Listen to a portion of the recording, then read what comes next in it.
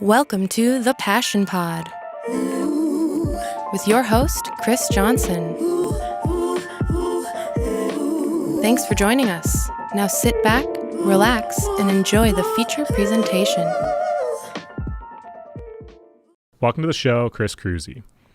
Well, thanks for having me. Dude, thank you for letting me in here. This is a cool studio. Yeah, appreciate it. Now that we're on YouTube, people can see it. And you said you did all this stuff yourself. Yeah, a lot of it. I had a couple of friends that helped me get started.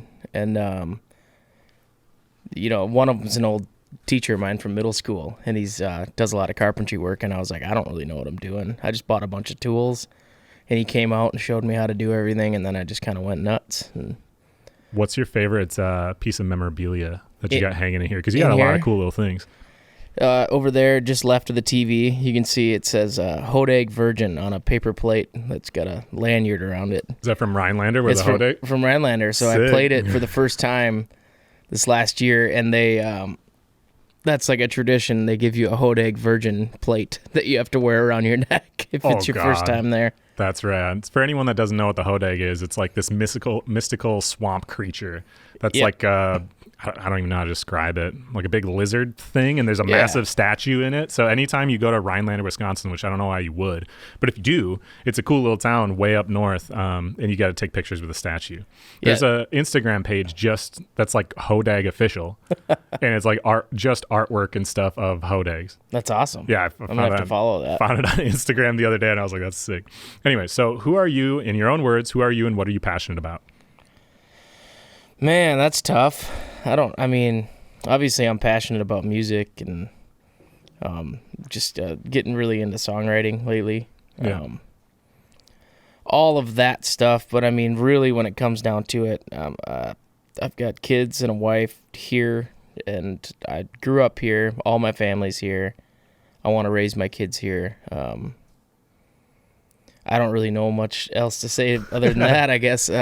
I've lived in cities, and I've traveled, and I've seen a bunch of places in the world, and feel like I've got a pretty good grasp on what's out there, and I really like it here. You know, I'm like the same way. Like, I grew up in Eau Claire, Wisconsin. My parents bought a house when I was 2 there. And I actually, when I got divorced, I sold my first house and bought the house I grew up in. So I'm like mega towny, like living in the exact same house. Kids get to climb the same trees and stuff. And I've traveled around the world. Like, I've been to, 9 countries or something. I've been around a bit. I like where I live. You think when you're like 17, 18 that there's going to be so much more to go see, So like I moved to the Minneapolis area for a year because I'm like, this is where it's going to be at. And the grass isn't necessarily greener. A lot of times you like where you're from. I found that I was coming back home all the time anyways because I really liked Eau Claire. And then now that I've been out to LA a bunch, me and you more than most people around this area have spent too much time out there. Right. It's really cool for getting stuff done. And it's not the vibe that we're used to. You don't get that same kind of like friendly atmosphere. And frankly, you can't breathe the air. Right. Like, that's a big part for me is I'm just like, dude, it smells like poison out here. Yeah. It's beautiful, but you don't even want to be outside. No, yeah. And I was in the same situation, 17, 18 years old. I was like, I'm getting out of here. I'm going to go live in a city. It's going to be awesome. I'm going to love it. And just wasn't for me. Where'd you move when you were Minneapolis. that age? Oh, you did live. Oh, that's right, because you went to college out there. Okay, well, we'll get to it. So how can people best find your music, listen to all your stuff, get in contact if after the episode they were like, I really like this, or I like this thing that you said, and whatever? Yeah, Facebook, Instagram. I am on Twitter. I don't understand it. Either do I. Instagram's probably the most, if you were going to send me a message, that's the most likely that I'm going to see it. Facebook, I don't look at them anymore. Yeah, I haven't looked at Facebook in quite a while. I feel bad. I posted my Instagram story the other day just saying like, hey, I've had an automatic response on my Facebook for my shop for like 5 years now that says, I don't look at this. Yeah. Hit me up elsewhere. And I'm like, dang, a lot of these messages, people didn't hit me up elsewhere.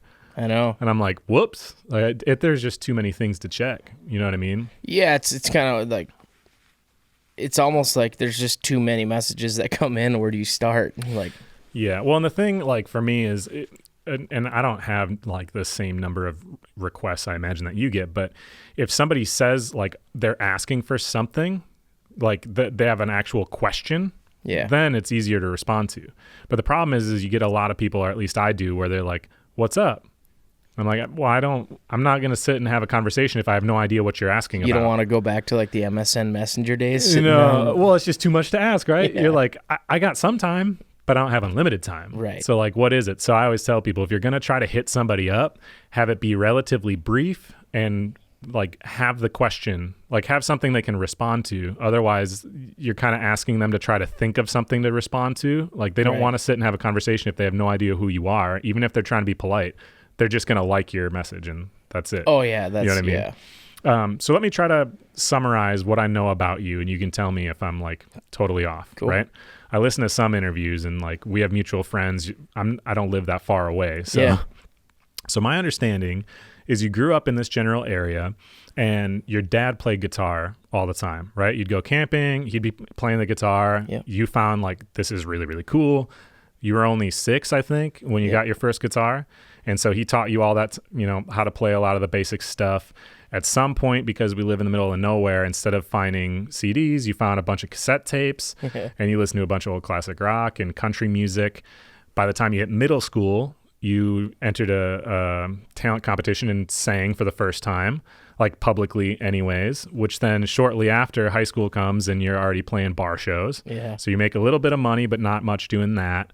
For whatever reason, even though you live up here in the country, you decided you wanted to move to the Minneapolis area to go to school for music, which I'm still kind of blown away by, and I'm going to ask you what you actually learned from it. You did that, started playing music more full-time, and then friends of yours submitted your stuff as an application to that show, The Voice, where a lot of people got to see your face, right? You get selected that, go to LA, make it all the way to second place, so that way everyone saw your face, and then everyone started hitting you up constantly. That was kind of like the trajectory, right? That's a good summary. Yeah. That's pretty good. Awesome. I didn't want to ask all the exact same things as every other episode, so I figured we'd gloss over some of it. Perfect. Wonderful. Okay. So going back to childhood, where were some of the places you guys went camping? For the most part, it was at Eagle Point Campground in Cumberland.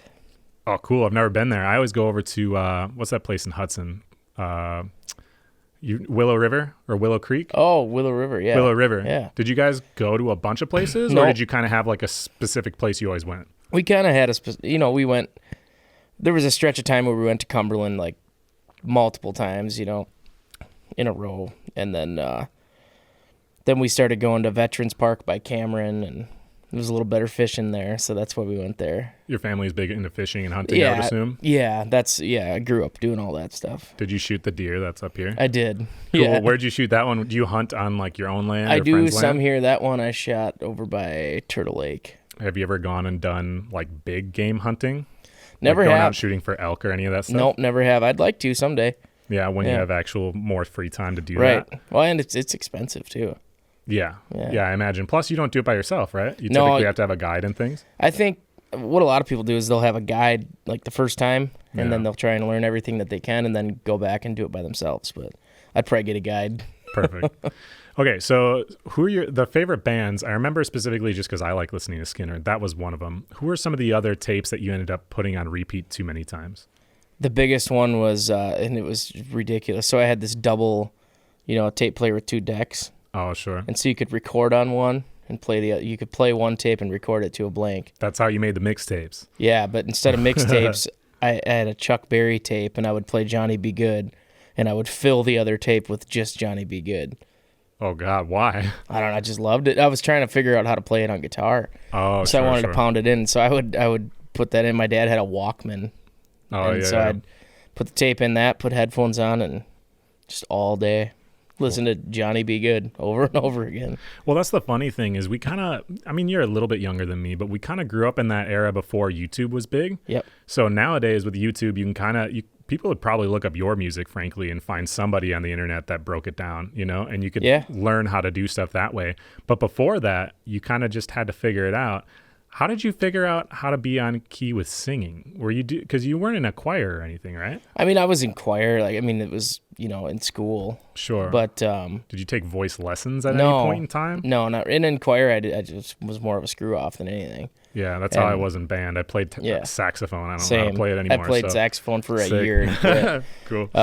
But yeah, I don't know. I always sang with the radio or sang with the tapes, and I was terrified of anyone hearing me singing because I didn't know if I was any good or anything. And so I took a leap in 8th grade and sang in front of the whole school and got pretty good reactions. So I've seen that. I have a tape of it too. I don't know where it is. I've got the video file somewhere, and it's awful.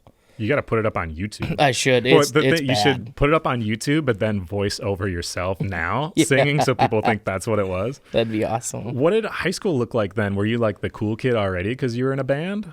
I mean, there was only 100 kids in our class, so I mean, everybody knew everybody anyway. But yeah, I mean, yeah, I played music, you know, at every talent show that we could, you know, constantly. Especially in high school, you know what it's like. You're constantly trying to look as cool as you can. Yeah. Sure. Yeah. What was the first bar that you performed at? The VFW in Barron.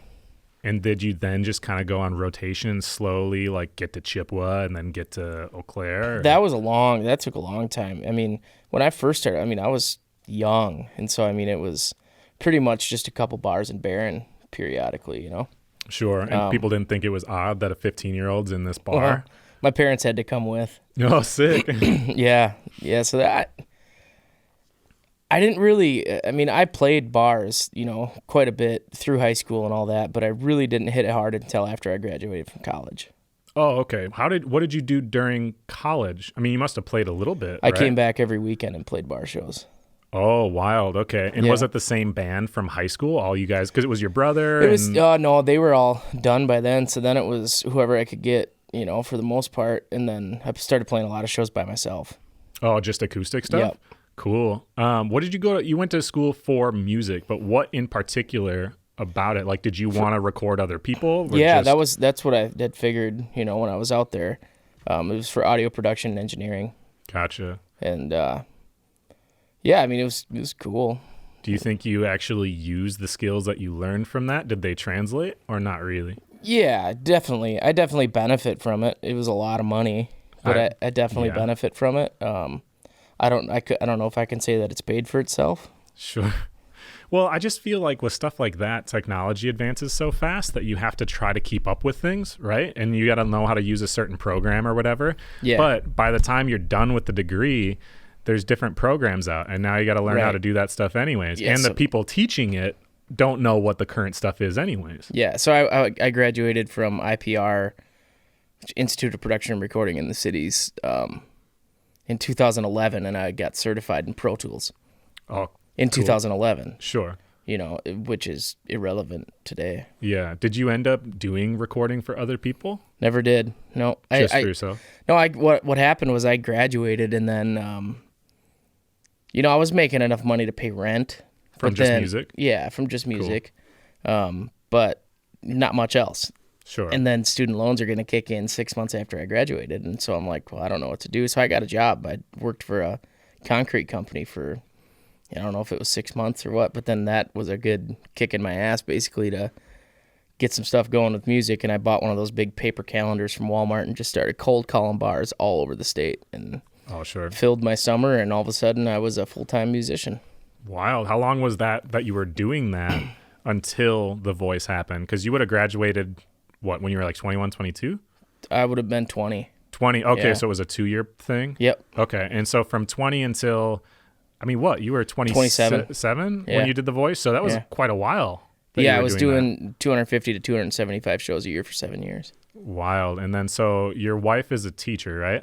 She works in the office at the school. Oh, okay. So off of her like school salary, that's really what paid for everything all the way up?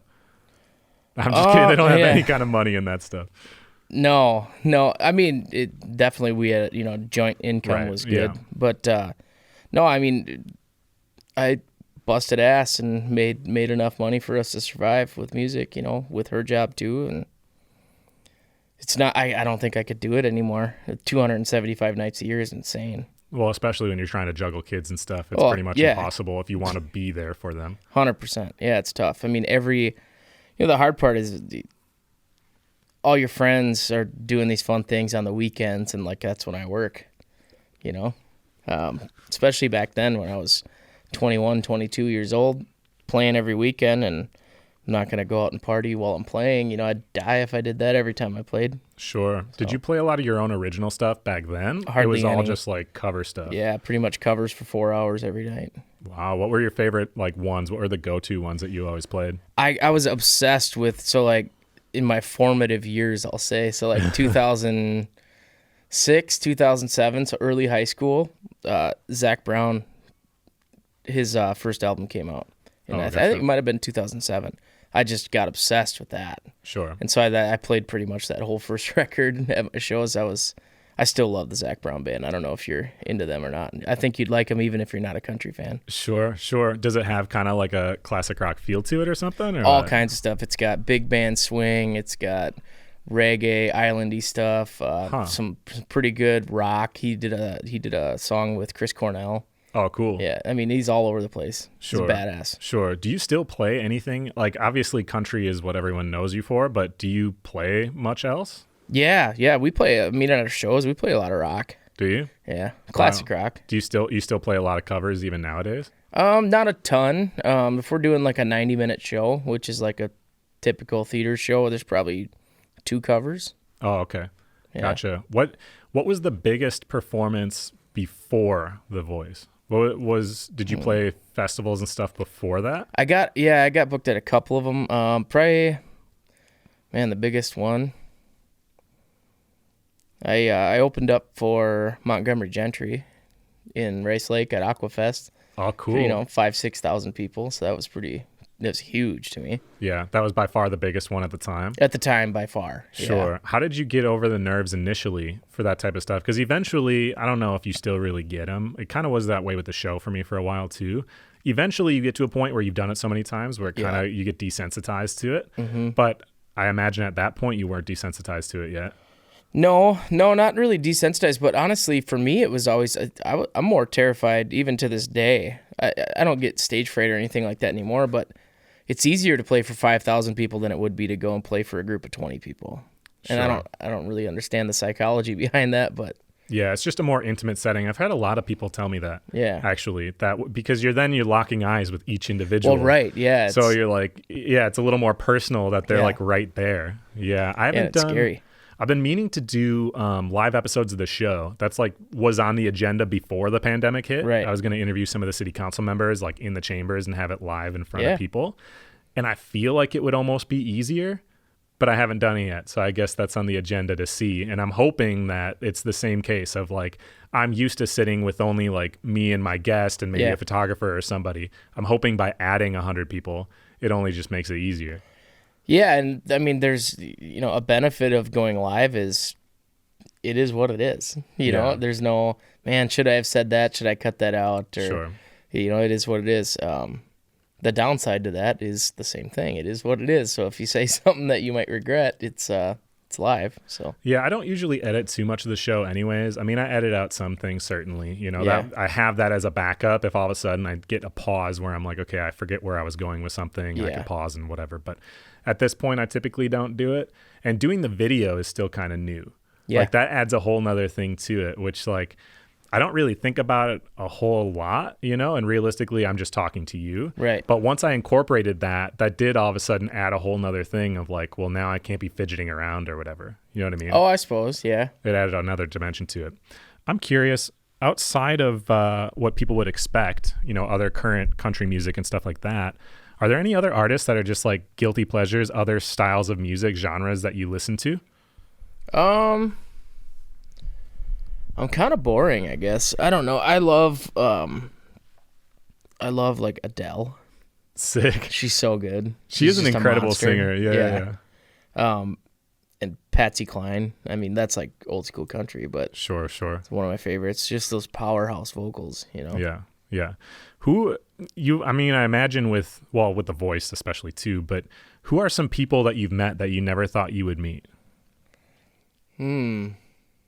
Well, one in particular is I opened up for Phil Vassar 2 years ago at a festival.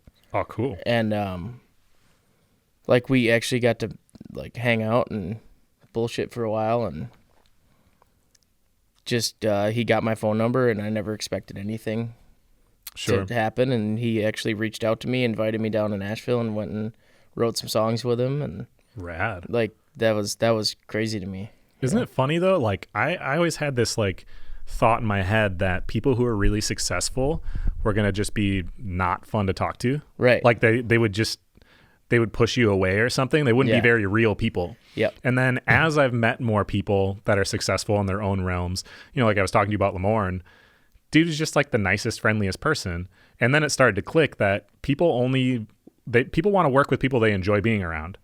So the reason so many people want to work with this person is because they're actually really nice as well as good at what they're doing. Yeah. So it started to click that, oh, that's actually people who are successful typically are also really nice people. Well, and I think that they, you know, people that are super successful, especially with social media now, they got to be on all the time.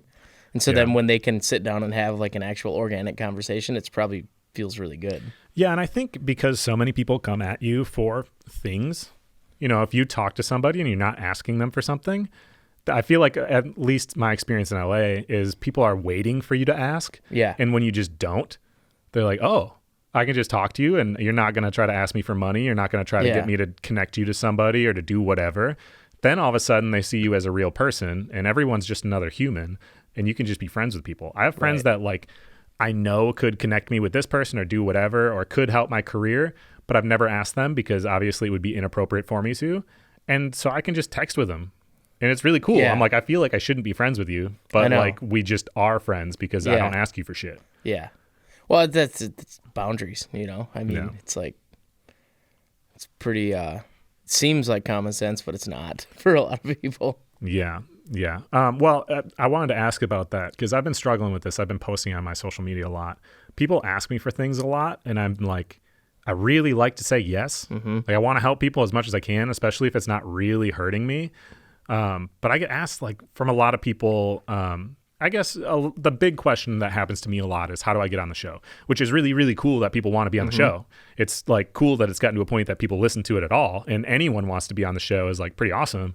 But I just get a lot more requests than I realistically can do. And each episode takes a lot of work, you know? Yeah. I mean, not that an hour-long drive is a huge thing, but like I'm a busy person too. Yeah. So for me to take my time to drive out here for an hour, set everything up, take the photos, do the recording, drive back home, go through all the editing, man, I'm putting 10 plus hours into work, into whatever. And I can't do that constantly. No.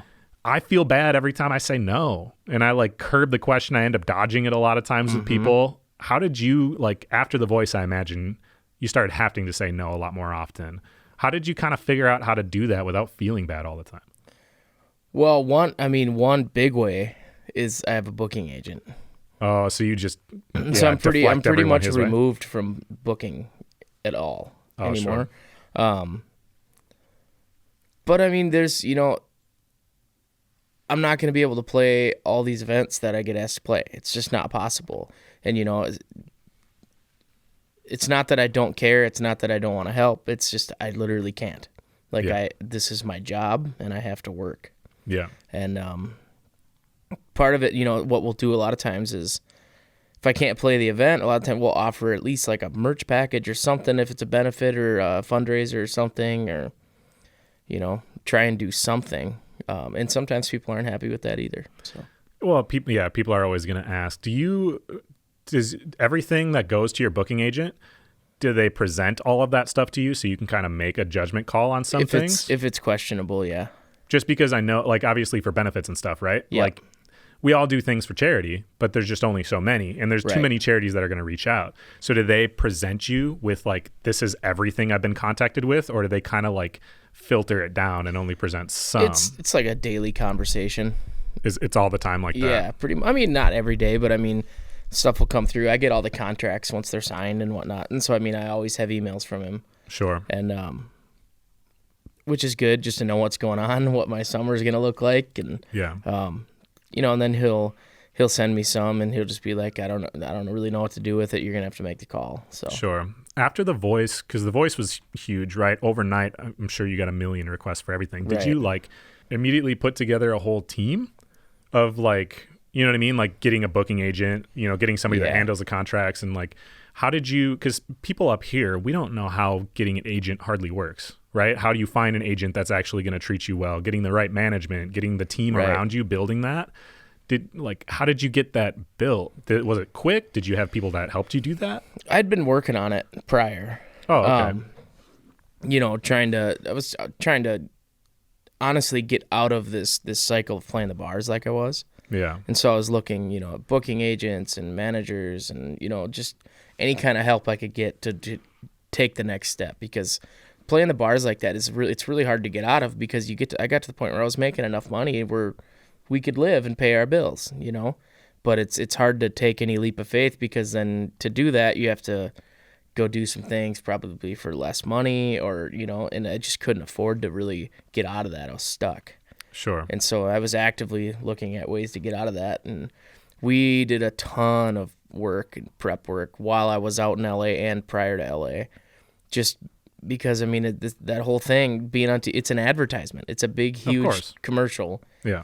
And if you're not ready to sell your product when you get done, then you missed it. Sure. Did you make a lot of the connections while you were out in LA that you ended up carrying for anything?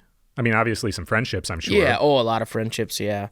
But did you meet like people as far as the industry goes that ended up carrying on and helping you with your career in various ways? Yeah, definitely some. Who were some of the people that you met that ended up being kind of key as far as like recording later or connecting you to be in this festival or whatever? Yeah, that's not so much like that, I guess. There's not really anything like that. Recording wise, I got booked to do some overseas tours. Oh, cool. I want to say probably 2014, 2015. Is that when you did that, performed with Ian? It was one of those. Yeah, it was. Cool. It was. I've been there. I've done it 10 times, so I don't remember which one's which. But and that was for like the troops and stuff. Yeah, over for there, the troops overseas. Cool. Yep. Gotcha. Yep. Super cool trips. Awful, brutal flights, but it's super fun. And so for one of those, that first overseas tour, that I didn't really have like a band. That I was playing a lot of shows by myself, and I'd play with other people some here and there, and just didn't really have. I didn't have the skill set to really put together a band for that kind of stuff. This was after The Voice, though, right? Nope, this is prior. Oh, okay. And so my a buddy of mine at the time, who's now my manager, he knew this fiddle player out of Nashville that she could put together a band. And her name's Natalie Murphy, and she put together a band down there. I flew down there, we rehearsed for 2 days, and then flew overseas. And her husband is a monster fiddle player. He's got a TV show on the Outdoor Channel. He played fiddle with, I couldn't even name all of them, but like Trace Adkins, Brooks and Dunn, and then he was with Kenny Chesney for I think 12 or 13 years. Oh, okay. And so he's really well connected, and he's had record deals with he had a band called The Farm. They had a top 20 country song in like 2010. Sure. So he just knows that world, and we had met through Natalie, and when it came time to record a record, I did that before The Voice. You had a record already recorded before The Voice. Okay, was it out before that? Nope. No, so that was kind the of like whole the plan. perfect timing then? It was planned because cool. It was like I got to have a record ready to go when I get off. So was it after you decided you were going to record that after you got selected to be on The Voice? Yeah. It was like, okay, we got a window of opportunity. Let's take advantage of this. Yep. Where did you record it? Out in LA? No, in Nashville. Okay, but you didn't have that much time to do that. When did you do it? I did it prior to going to LA. So I didn't do any of the open call auditions or anything. I just flew out to LA for the blind auditions for the TV part. Sure, but you recorded the album before the blind auditions? Yeah. Just on a faith of like, I'm hoping this is going to work out, and now I'm going to have this product? Yeah. You really believed in yourself. Either way, I wanted to have a record anyway. So yeah, I suppose. But wasn't it expensive to produce all of that? Yeah. And you were in a position, because I assumed in order to go to LA in the first place, you were trying to pinch pennies to be able to make I definitely couldn't afford to make that record, but I did anyway. Oh. Yeah. Yeah. Awesome. Well, then when did it come out? Like, obviously after The Voice, but like how long did it take before it came out? And how did you put together like the promo and marketing for it? Did you hire somebody to kind of do a lot of that type of stuff? What was the release like? It was kind of a mess. I don't know what I'm doing. It's really hard to get, the people that really know what they're doing. They're busy doing it for the big dogs. Yeah. So I don't know. We compiled every resource I could and took advice from everyone who I knew in the industry and what should I do, and tried to follow everything. And yeah, it came out. I think I was done with The Voice. It would have been December. I want to say like February, something like that. We put it out. Oh, it was quick, and that was available pretty much everywhere, like hard copy CDs, Walmarts all around the country, all that stuff. Yeah, some of that. Yeah. Was that pretty wild? Yeah, pretty crazy. Yeah. you don't sell a lot of CDs anymore, but at shows we do. It's something. Yeah, the merch thing. Yeah, so after the shows, you go out and do a meet and greet with whoever wants to at the merch table, and they just happen to walk by the merch table before they get their picture. You know? So how did things change for you back here after that? All of a sudden, everyone knows who you are. Did you like have friends get your groceries for you and all that? Or like, did you just go and have to deal with talking to people constantly? Yeah, just kind of deal with it. I mean, really around here, it's not that bad. It never was like terrible. You know, I grew up here my whole life. So, I mean, we pretty much know everybody anyway. Right. So, I mean, there was some for sure, but for the most part, it was business as usual. Sure. Have you seen that trail off, the face recognition, ever since being? Because a lot of people, you know, obviously people that listen to the music directly know who you are, right? Yeah. But with things like The Voice, people who don't even pay attention to the industry know who you are, right? Right. Because it's on like right in front of them. But just like with American Idol or anything else, after that time goes on, now they're watching the next season of this thing and the next season of that thing. Yeah. Do you still get recognized constantly just because it's like unique enough beard and look? I think so. Pretty much every time I go anywhere. Wow. Yeah. Okay. So do you carry around a little Sharpie and practice? No, signatures? I don't. No. Do you take pictures and sign things for people when they ask all the time? Yeah. Yeah. See, I think I've met a lot of pro skateboarders and stuff through the years. And one thing I noticed, there's this one dude, Paul Rodriguez is one of like the most famous pro skateboarders in the world, right? Well, I went to this Nike demo, and I thought because he was like the biggest name there, that he would be the one that wouldn't want to do anything. But he was the one signing all the autographs. And that's why he was the biggest one there. That's exactly it, right? Is because afterwards he's walking around talking to everybody. He knew like, this is how you really be a professional. Yeah. You can't cool guy people. And the thing is like those people who get a picture with you, they're the ones that actually end up buying shirts and stuff. They're the ones who share your music all the time. Those are the people that you really got to take care of, even though it's like really difficult to be on all the time. Like that, you can't really overstate the importance of that type of stuff. Yeah, no, it's huge. I mean, obviously, there's a time and place when there was I don't remember who it was or anything, but someone came up to me in Walmart one time, like right after the show, and my son was like almost 2. Sure. And I had him on my shoulder. He was screaming his head off in Walmart, and I'm trying to buy diapers, and I'm like, not a good time. Yeah. Next time, I promise I will. Yeah. Well, I always tell people too, like at the very least, you just got to tell them like, hey man, I'm really busy at the moment. Love to talk to you. I just can't right now. Yeah. You know what I mean? Rather than totally ignoring them. Right. And even just that, a lot of people will be like, wow, they talked to me. You know what I mean? Even just that interaction is cool. What songs from that album did well? Like what was the biggest one from that? And was it then on like immediate rotation? Because you eventually got on Billboard for something at some point, didn't you? Yeah, that was last year. We pushed hard for that. Or I don't know, what year is it? 2022? So 2020. Yeah, sure. Was it from that album? Or was it something else that? No, it was from, I made another record after that. Oh, okay. From that first album, I mean, the one that did the best was the song Human, but I actually performed that on The Voice. It's a whole thing. So if you make the finale, then you get to record an original song. Oh, sure. And you get to, you know, they have writers that pitch you songs. Sure. And you get to pick from a list of 10 songs or something that you can record in LA. Then they release it through Universal Records through The Voice. Oh, cool. But I already had this record, and I was like, I really think that this song would be good. And so I sent it to all the people, and it took a long time and a lot of paperwork. And so actually what ended up happening was I sold the song to Universal Records. Okay. And then you don't get any residuals or anything after that then? No. But it was worth it.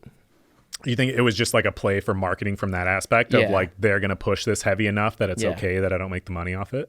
Yeah. Kind of a situation? I think so.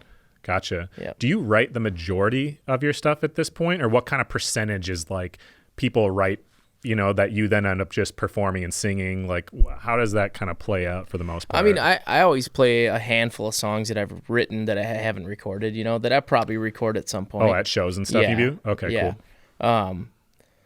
But as far as like making a record, it's really hard because I love to write, and obviously the songs that I write, I love. You know, and I want to record them, but you kind of have to look at it almost from like an outside perspective. So like what's marketable kind of a situation. Yeah, that and you know, we'll be able to get songs from production company or publishing companies in Nashville and stuff, like from some of their writers, and then we compile these all into a list, and then you have to go through it pretty analytically and just kind of with your gut, but it's hard to shut it off because I'm like, obviously I want to pick the ones that I wrote. Yeah. But I have to pick the best songs, whether mine make the cut or not. Sure. Do you talk with other people, agent and people like that, that kind of help make that decision then? Yeah. How crushing is it when something you wrote doesn't make the cut? It's always a bummer, but I think it's the smart thing to do. Sure. Do you still put them out at least as like singles on Spotify or anything? Or you just kind of keep them to yourself? Really, I play them at shows and stuff. Sure. Yeah, but yeah, it's tough because they're those songs that you write. They're kind of your babies, and then you gotta live with the fact that they're not as good as these other people. At least they don't think, because country music comes from all over the country, right? It's not just northern Wisconsin. Right. Do you find that your music, at least like the lyric and stuff you write, don't necessarily resonate in the same kind of way with the country as a whole, and they just resonate in our zone because of your experiences here are different? You get a lot of, like in country radio especially, and most of the country that's out there mainstream is pretty southern. Right. And yeah, it's definitely different. Yeah. Do you try to cater yourself? Like, do you try to change lyrics or like adjust it for that kind of scale, like with that in mind, or do you just kind of write the way you want to write? I just kind of write. If it connects with me, I mean, there's got to be people like me out there. I think there's a lot of them, right? Yeah. But it's always tough when you're kind of looking at that scale, because I kind of have a similar thing with the show and a much smaller scale than you, but like, I try not to interview too many people that are from one particular zone. Right. Because I don't want to be pigeonholed into people thinking that this is like a Wisconsin show. Right. Because it's not about Wisconsin in particular. This is just happens to be where I live. But I have to then try to branch out. But it's hard because my experiences and like my knowledge is all based around here. I don't really have a great perspective on everything else. But then again, that kind of presents its own thing of since I have no idea, it makes the interviews themselves interesting because I don't know anything that's going on with any of it to begin with. Yeah. I was listening to a bunch of your music yesterday, but because I'm not like a big country music person, I hadn't really listened to much until yesterday. And I was like, oh, okay, I can vibe, especially now that I know you. I'm like, now I can tell people, oh, you want to listen to my friend Chris's music? It's pretty tight. And then just like throw it on. They're like, wait, that guy? Yeah. Anyways, I want to take a quick thank you for some of our sponsors for the show. Hop and Barrel's been a sponsor for a long time. They're a brewery in Hudson. I don't know if you've had them, but they do IPAs and sours are like what they're known for. Okay. They're only a few years old, but they just opened a second brewery, and Justin and Brian are just like homies of mine. We're going out drinking in Eau Claire tomorrow. It's going to be awesome. tight. So Hop and Barrel's a sponsor of the show.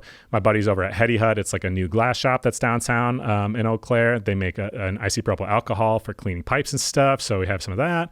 My buddy Steve at Steve's Hemp, with the promo code PASSION, you get 20% off everything, steveshemp.com. I'm actually painting, I don't know if I showed you, but I'm painting a massive mural right now. I'm like 60 hours into it. Dang. I paint too. It's like stupid monsters and stuff. It's tight though. I'll show you. But I'm painting like his whole back wall of his store. So if you're ever in the area, it's worth checking out. It's super tight. And then lastly is Collab EC. They're the newest sponsor of the show. So Collab EC is like a collaborative working space. It's like a massive office you pay a monthly membership to. And then, if you work remotely or whatever, you have conference rooms. It's like Ivy, like Kyle's thing, Ivy. Yeah, that's awesome. But less put on the creatives necessarily. Okay. And more just like office-y type stuff. And they're moving into a new location soon, which is going to be cool. You know about the Antique Emporium downtown? I don't. It's the coolest antique store ever, and they're going out of business because the guy is retiring. So check it out. That's not even a sponsor. They're just super dope. Yeah, that's awesome. But it's like this old historical building. Long term, Collab's going in there, and they're going to be on the second floor with like an eatery below. So anyways, it's super tight. But quick about the Antique Emporium. It's 3 stories high. It's been there forever. It's down on Barstow. When you go in, they have these dressers, and you can open them up, and they have maps and like old papers in there. I bought a map from 120 years ago, like a world map. It's pretty big. And I have it above my mantle. That's awesome. And I put corkboard behind it, and I put pins and like everywhere I've where traveled. You've gone. That's awesome. Yeah. Dude, it's an over 100-year-old map, and it was $20. Yeah, that's insane. Yeah, they have an entire drawer just with pinup, like or cutouts from pinup magazine. You know what I mean? That's from like awesome. old naval things from like the 60s and stuff. So if you need anything like cool little memorabilia, Yeah, there's a plug for them just because, but they're going out of business right now. And so when are they going? When are they done? Soon, probably before this episode comes out. Get there. So yeah, definitely got to get there. Anyways, getting back to the show, people have a lot of big goals, right? I'm sure like Country Fest or Country Jam and stuff was a big goal. What are some of the major like accomplishment goals that you had been hoping to set out for that you've already hit? And then what are some that you're still waiting to get to? Oh man, some of the stuff that I've hit, a big part of my career is it's not like just music, like even the shows, it's about like turning off all of your self-conscious radars. Sure. Maybe I'll say something stupid, or maybe what I think is funny isn't funny to everybody. And it kind of locked me into a really introvert shell for a long time. Was this after The Voice? Or Oh yeah, sure. Even during it. Just because you were afraid that somebody would take something out of context or something? Yeah, I mean, just anxiety about talking in general. Sure. And so, I mean, there's a lot of shows that I'd go up there and I could blow people's minds, I guess, with music, but then in between the songs, like there's no connection.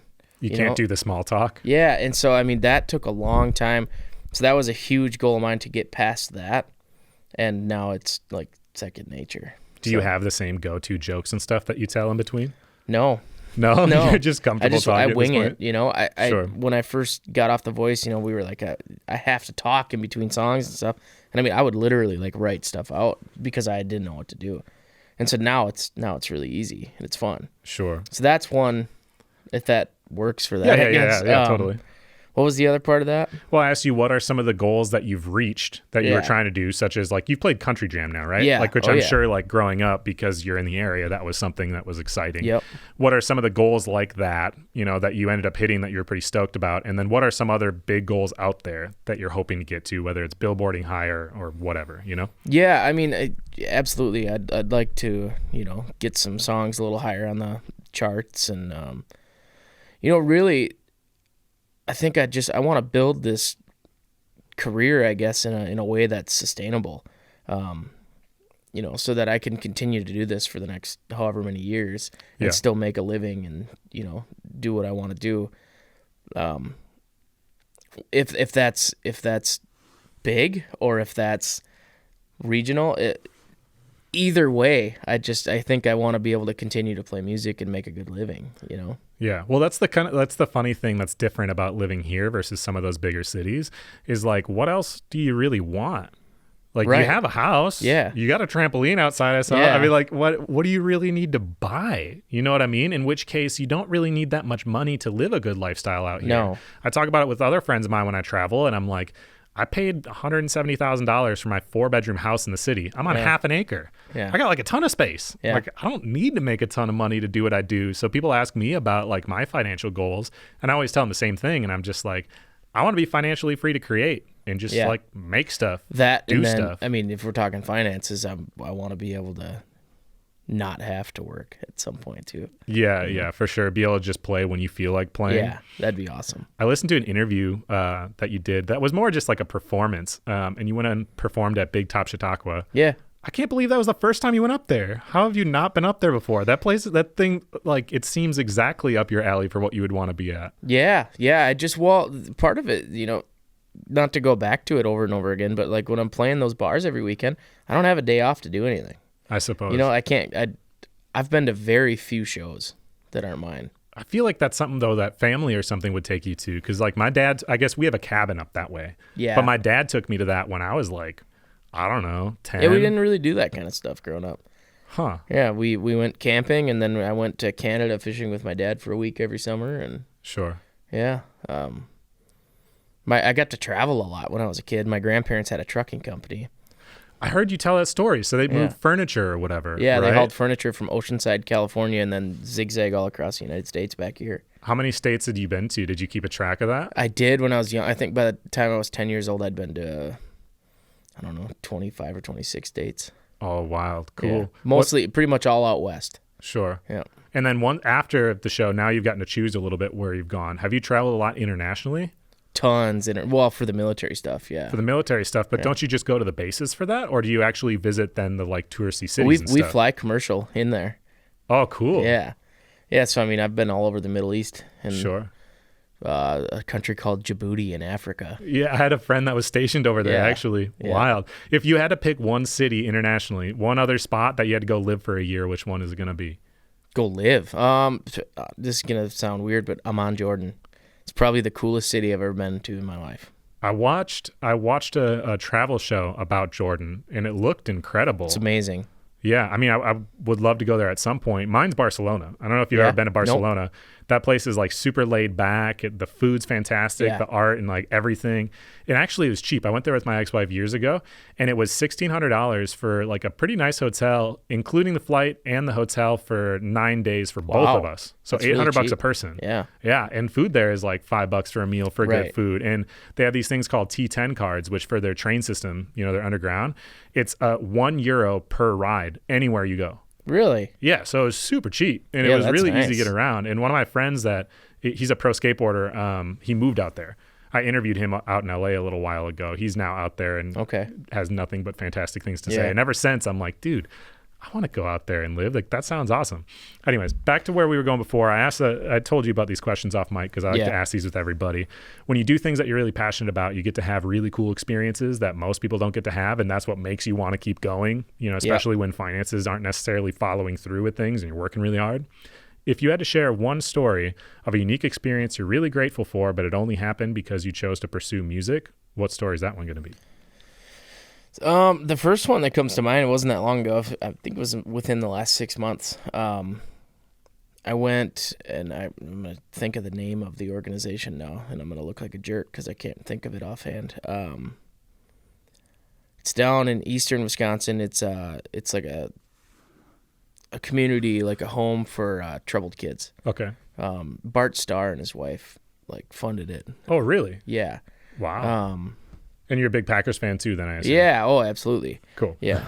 But they take these kids in that have a horrible home life, and they're on the verge of juvenile detention centers, and then going down a path of nothing good. And they kind of give them some family structure, and I mean, some of these kids have, like, they were telling us about this. Some of these kids have never had like a family meal at a table. Crazy. Like, just little things like that. Like, they've never experienced that. They don't. A lot of them have distrust to adults because they've been treated terrible by their parents. And so I got to go down there for a day. And we took a tour of the whole facility. They have a school. They've got everything right there. Sure. And then we got to hang out with the kids for a while. We played basketball and shot hoops and threw footballs around. And then I played for an hour for them. And just in like a gymnasium type situation, or what? Out in a yard, and just outside. Sure. Yeah. And that to me was like super rewarding because we got to see. It took like the whole day for some of these kids to open up and actually hang out. Because a lot of them were they're just introverted because it's the only way. They got the walls up. Well, 100%. Yeah, they have to protect themselves. Yeah, and so they kind of opened up when we started like shooting hoops and throwing footballs around and stuff. And then when I played, like, they were up dancing and goofing around and being kids. And so that was probably one of the coolest things. Yeah, that's awesome. Yeah. I can't imagine doing something like that. But I'm gonna look on my phone real quick because I need to figure out what it's called. Yeah. I can't remember. Yeah, well, I mean, when you do Rawhide. Okay, cool. Yeah. I mean, when you do a lot of benefits and you travel around, you meet a lot of people. It's hard to remember. The thing is I tell that to people about like names and stuff, right? Like, for people, they remember me when they come through the shop because I'm the guy who owns the skateboard shop. Right. I remember their board. I remember their face. I remember the interaction. But there's only so many Brandons I'm going to remember exactly which Brandon you are. Yeah. So it's not that I don't. You remember the experience, but things like names can fade to the back, unfortunately. But the experience doesn't fade. That's what you really remember. I think you learn quickest through mistakes. I told you off mic about how like I lost an episode early on, and I'm like, this is how I'm not going to do that again. Mm-hmm. What's a story of a mistake you made that taught you something that somebody listening might be able to benefit from? I've made a lot of mistakes, but the key is to do them early before they're like a huge problem, right?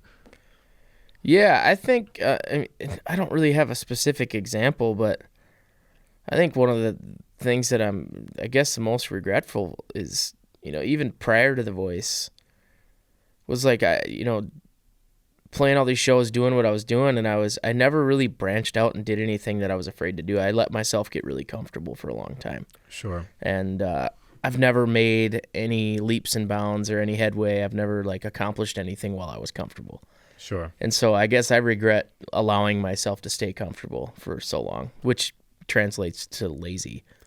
Yeah, it does. You get in the routine of doing the exact same thing. And honestly, you're not surprising people anymore. Yep. And here's one thing, right? If you're really good at a certain like individual thing and you're sticking with it, if you go off and you try something you're not good at, you didn't lose what you were good at. No. Right? Now you can just take this skill that you're developing and slowly start fitting it in with the thing you are good at. 100%. And you're only going to keep getting better and better and better and better. And I think that applies to things with creatively a lot, right?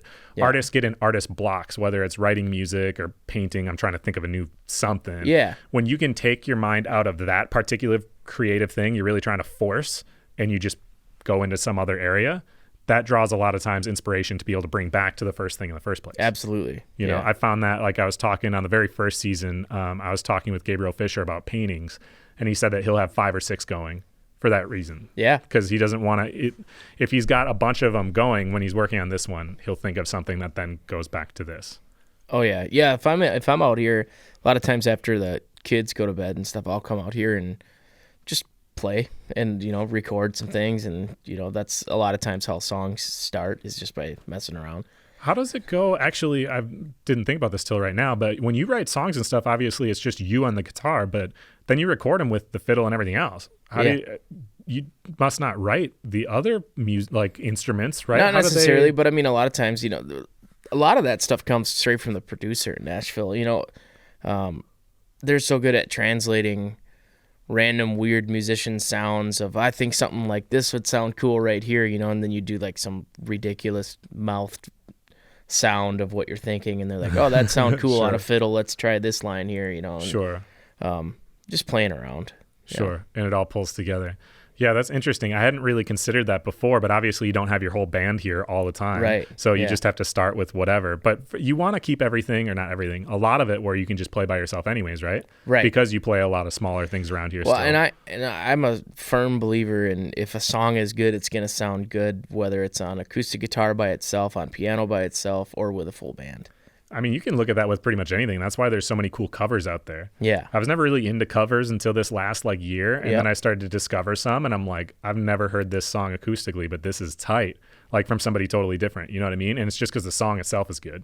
Yeah. So as long as the person singing it is good, it can be in a different style, but that song's good. It's going to sound good. Right. Kind of either way, So moving forward, again, where can people go and find you, contact you, and then what can they expect in the next little while here? You got more projects coming out? Yeah, I've got a single that's going to come out this spring. I don't have a date locked in yet, but I'm definitely going to release a single this spring.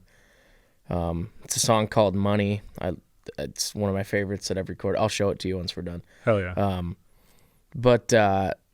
Follow me on Instagram, Facebook, Twitter, wherever you can. I even have a TikTok. You started one? I've been thinking I shouldn't.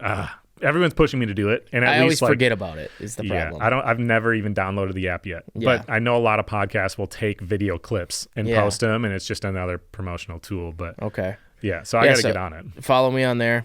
And it's all just Kroeze music, and Kroeze's Kroeze.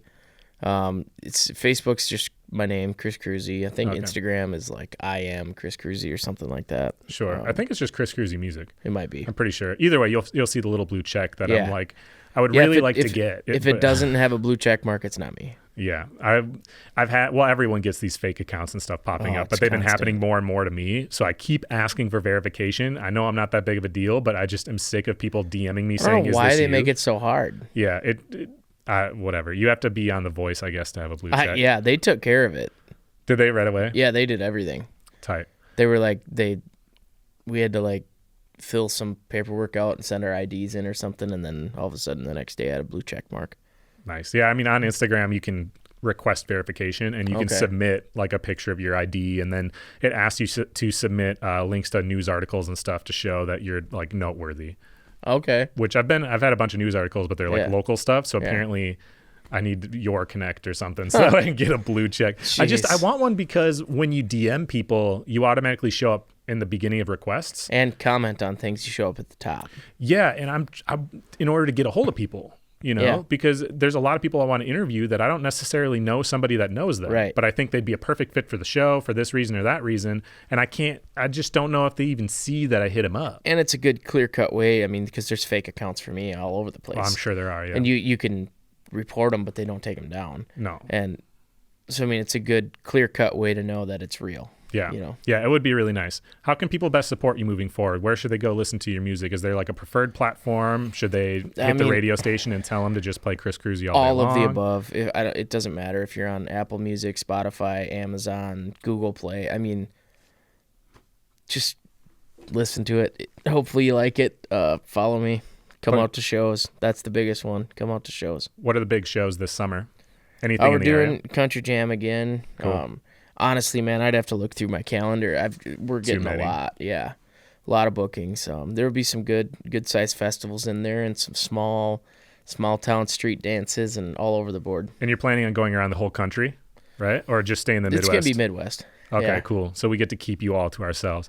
Well, awesome. Thank you so much for being on the show. Yeah. I appreciate you letting me into your sweet studio here. Absolutely. Thank you for joining us for this episode of The Passion Pod. We hope you enjoyed it as much as we did. We'll see you soon.